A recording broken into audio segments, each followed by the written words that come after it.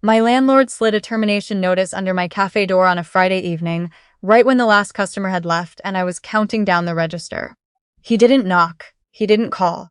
He just let the envelope appear, and I found it face down on the welcome mat, half tucked beneath a display of locally pressed wildflower honey I'd been selling on consignment for a beekeeper 2 streets over. 3 years later, I handed him one back, standing in the same building he'd taken from me, except by then, it was mine. I was 31 years old, and I had spent 4 years turning a forgotten corner storefront on Millbrook Avenue into something I was genuinely proud of. Page and Cup, a combination bookshop and café tucked into the ground floor of a 1920s brick building, was not an accident. It was the kind of business that starts as a feeling before it becomes a plan. My mother had been a librarian for 28 years, the kind of librarian who knew the reading level of every child in her branch and kept handwritten recommendation cards tucked behind the desk. My father spent his career doing finished carpentry on commercial spaces around the city, trim work, custom shelving, the detailed millwork that most clients didn't ask for by name but noticed immediately when it was done right.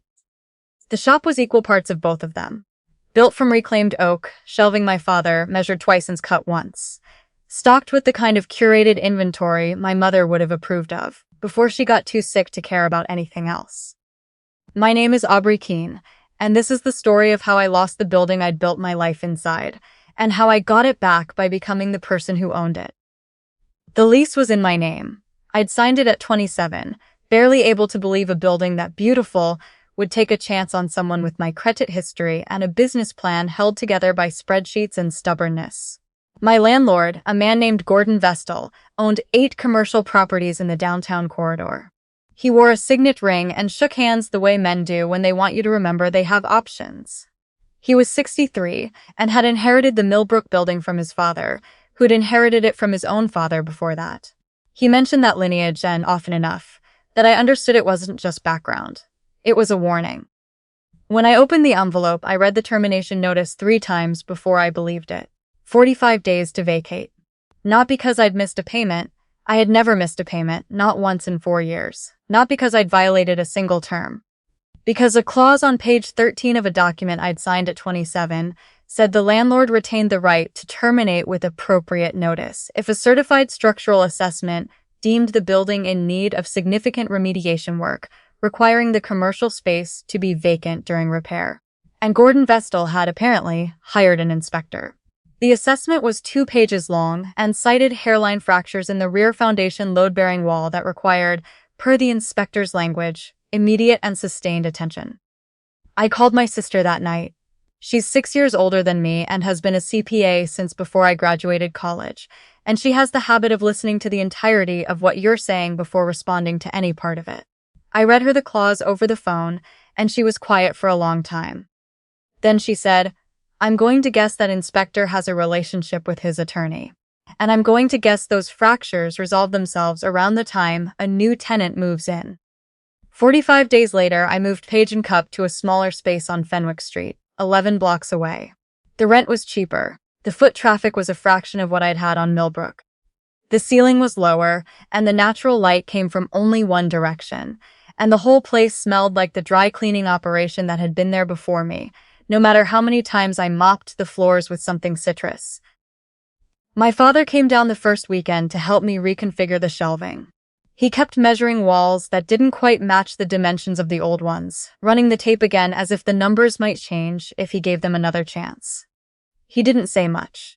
He's not a man who uses a lot of words for things that are already clear. What he did say before he left that Sunday was this: "You built something good in that building.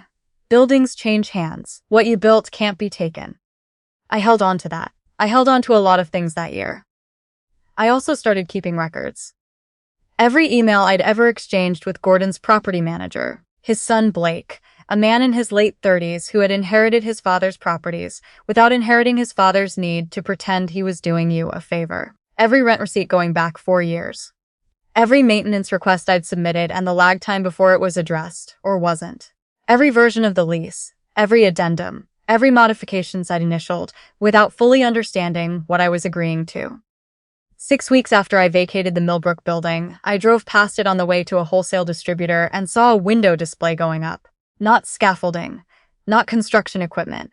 Not any visible evidence of structural work being performed. A new tenant's signage taped inside the glass. I pulled over and sat with the engine running for a long time, watching two people hang pendant lights in the exact window where I'd once displayed a hand-lettered quote about reading on rainy days. The listing appeared online that same evening. A specialty wine bar. Monthly rent posted by accident in a document someone had uploaded on the wrong side of the listing. A landlord-facing file that was never meant to be public. $900 more per month than I had been paying. The structural assessment was not mentioned anywhere. I want to be precise about what happened inside me in that moment, because I think it matters to the shape of what came after. It was not rage. I'd expected something like this, or at least my sister had, and she'd prepared me for it. What happened was quieter than rage. It was the feeling of something clicking into place. The way a joint settles when you've been carrying weight unevenly for too long and finally let it distribute correctly. I decided without quite deciding that I was going to find out if this had happened before. It took 7 months to find my attorney. She worked out of a shared office suite near the Midland District, specializing in commercial lease disputes and landlord fraud cases, and she'd been referred to me by the owner of a print shop on Fenwick Street, who'd had her own experience with a predatory property management company 2 years earlier. I brought everything to our first meeting, a folder 3 inches thick, organized by date, with the listing screenshot printed and clipped to the back. She was the kind of person who reads without reacting. She went through the folder in about 20 minutes while I sat with my hands folded on the edge of her desk, trying not to fill the silence with nervous explanation. Then she looked up and asked a question I hadn't expected. What's the earliest date on these receipts? 4 years ago, November. Let me check something. She turned to her computer, pulled up the county property records database, and typed for a few minutes without speaking. Then she said, Gordon Vestal filed a structural assessment on a property on Crestwood Circle in 2016. Tenant was a pottery studio, gone in 60 days. Relisted the following month. No permits were ever pulled for remediation work. She kept going. A bookkeeper's office on Hardin Street in 2018. A music lesson studio on Clement Avenue in 2019. A fabric and notions shop on the east side in 2021. 4 other commercial tenants, forced out of Vestal-owned properties under nearly identical lease language, with nearly identical outcomes. In every case, the buildings were relisted quickly and at meaningfully higher rents. In not one case had any structural remediation work ever been performed, because the structural damage cited in the assessments had not been real. The clause was the product. The inspector was the instrument. And Gordon's attorney, the same attorney who had drafted my lease, and I now understood everyone else's, had been refining the language for at least 9 years. My attorney and I talked for almost 2 hours. We discussed options carefully. There was a legal case and possibly a strong one. The city's Commercial Tenant Protection Board had jurisdiction over exactly this pattern of landlord conduct, and if even 1 or 2 of the other former tenants were willing to document their experiences formally, the case would be substantially stronger. A lawsuit was possible. Sanctions were possible. Media attention was possible. But a lawsuit, she reminded me, would take 2 to 4 years and would likely end in a settlement figure Gordon Vestal could absorb without blinking. His attorney knew exactly how to slow-walk proceedings. The settlement they'd eventually offer would be calibrated to be just attractive enough that continuing to fight felt irrational. I asked her what the alternative was. She considered for a moment. Have you looked at his financial situation? Publicly available information, I mean. I hadn't. But I did that night, with my sister sitting next to me at her kitchen table, walking me through what she was seeing in the county assessor's database and the state's commercial property records. What we found was a picture that didn't quite match the signet ring and the confident handshake. Gordon had leveraged the Millbrook Avenue building to fund a secondary property acquisition in 2017, and that acquisition had underperformed significantly. The loan behind it had been held by a regional commercial bank that had since restructured the note once already. There was also a property tax delinquency on Millbrook itself.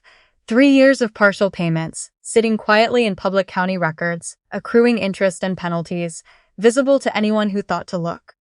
My sister studied the numbers for a long time. Then she said, "He's not as liquid as he wants people to believe." That was the opening. I'll explain the mechanism, because I know it sounds complicated, and when I was living through it, I had to have it explained to me more than once. When a commercial property owner carries a seriously distressed loan or significant unpaid property tax debt, those obligations become negotiable. Regional lenders, when a note is distressed enough, will sometimes sell it at a discount rather than carry it on their books as a liability. The buyer of that note acquires the legal rights associated with it, including the leverage to negotiate over time the underlying asset, the building itself. My sister knew an investor, a former client of her firm, who had capital sitting in an account looking for a specific kind of opportunity, who was willing to participate quietly under the right structure. My father contributed the money he'd set aside over 30 years of skilled trade work, money he'd offered me once before when I was opening the business and I'd been too proud to accept. This time I accepted it. My partner, we'd been together 4 years, and he'd spent most of those years being patient about the parts of my life that required patience, contributed what he'd saved from 7 years of licensed contracting work.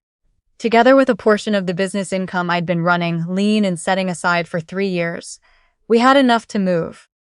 We formed an LLC under a name that had nothing to do with any of us, nothing to do with Page & Cup, nothing to do with my name or my family's name, nothing Gordon Vestal would have recognized. Then we approached the lender, holding the distressed note on Millbrook Avenue. Our first offer was declined. Our second offer was declined. On the third attempt, after 11 months of communication through our attorney, after we'd restructured our proposed terms twice and addressed 2 specific concerns the lender's asset management team had raised about our holding entity, they accepted. Our LLC acquired the note on the Millbrook Avenue building for 68 cents on the dollar. I remember sitting in my sister's car in a parking garage after the call came through, not saying anything for a while. She kept her hands on the steering wheel even though we weren't going anywhere. "You understand what this means," she said. "I'm trying not to cry in a parking garage," I said. "That's fair." We did not move immediately. My attorney had been clear about this from the beginning. Patience was not just a virtue in this process, it was the mechanism itself. I wanted every document reviewed, every procedural step verified, every possible gap identified and closed before Gordon Vestal received a single piece of correspondence. I wanted nothing he could find his way through. We waited 5 weeks. Then my attorney sent the formal notice to Gordon, advising him that the note on his Millbrook Avenue property had been acquired by a private investment entity, and that the entity was initiating proceedings to convert that position into full ownership of the underlying asset. Within days of that notice, the LLC formally completed the purchase of the building outright, using the leverage of the acquired note, combined with the capital we'd spent 3 years accumulating. He called his son within the hour of receiving the notice. I know this because his son called the registered number for our holding company 20 minutes later, and that line routed directly to my attorney's office. Her paralegal took the call and told him, in neutral professional language, that all correspondence would need to go through counsel and that formal documentation of the ownership transition would follow. Gordon showed up at Page & Cup himself 8 days later. I had not expected that. I'd expected lawyers and formal letters and the procedural machinery of a negotiated transition. I hadn't expected him to walk through my front door on a Thursday morning, dressed the way he always dressed. Blazer, pressed shirt, the signet ring. He stood in the middle of my cafe and looked around at the shelving my father had built, the chalkboard menu, the careful arrangement of a business that had been rebuilt twice in spaces that were never quite right. His face had something on it I hadn't seen there before. Not anger exactly. Something more like the stunned recognition of a man who has just realized the situation has already resolved itself without his input. "You did this," he said. Not a question. "I did," I said. A customer at the corner table glanced up from her laptop and went back to what she was doing. The espresso machine cycled through a shop behind me and went quiet. "Do you understand what that building represents to my family?" he said. "My grandfather bought that property in 1961. Cash purchase. We have held it for over 60 years. I let him finish. I had thought about this moment many times, and what I had decided was to let him finish, and then to respond in the same flat procedural tone his son had used when he told me my lease was terminated, the decision was final, and the remediation timeline was not available for discussion. "I understand," I said. Our attorneys will be in contact regarding the transition timeline. Any changes to current tenancies arrangements will be communicated formally and in advance. He looked at me. That's what Blake said to you, he said slowly. When you asked about the renovation. Yes, I said, it is. He left without another word. I watched through the front window as he walked to his car. The same silver sedan I remembered from the day he'd first toured the space with me before I signed my lease. Back when I was 27 and grateful that someone was taking a chance on me. And I watched him sit in it for nearly 4 minutes without starting the engine before he finally pulled away. The formal ownership transfer completed 15 days after that. In the weeks that followed, 2 of the former tenants my attorney and I had identified filed formal documentation with the city's Commercial Tenant Protection Board. The fabric shop owner had kept records nearly as systematically as I had, and the combination of our documentation was thorough enough that the board opened a formal inquiry into Gordon's leasing practices going back 12 years. His son, facing questions of personal liability, as the property manager who had executed the termination notices and communicated directly with tenants, retained separate counsel from his father's within the month. Gordon's attorney, the one who had drafted and repeatedly deployed the clause, quietly stopped taking his calls. About 4 weeks after the transfer completed, a letter arrived. Personal stationery, no letterhead, handwritten. 3 paragraphs. Gordon did not make excuses. He said that what had begun as a leasing strategy had become something he had examined less carefully over the years than he should have, and that the inspector's language had given him a way to not look directly at what he was doing. He said he had been wrong to use that language. He said he was sorry it had taken losing something substantial before he could say so to the person who deserved to hear it most. I read it twice. Then I put it in the folder alongside the original termination notice, the listing screenshot, the 4 years of rent receipts, and the LLC closing documents. That folder lives on a shelf in my back office now, behind the seasonal inventory. I don't open it often, but I know exactly where it is. The real renovations, actual permitted documented work, with inspections and sign-offs, and a paper trail that looked nothing like Gordon's 2-page structural assessment, began the following spring.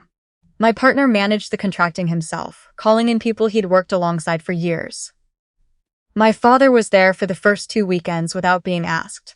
He refinished the original hardwood floors that had been buried under commercial carpet since probably the mid-1990s, working methodically the way he always does, measuring twice before he committed to anything.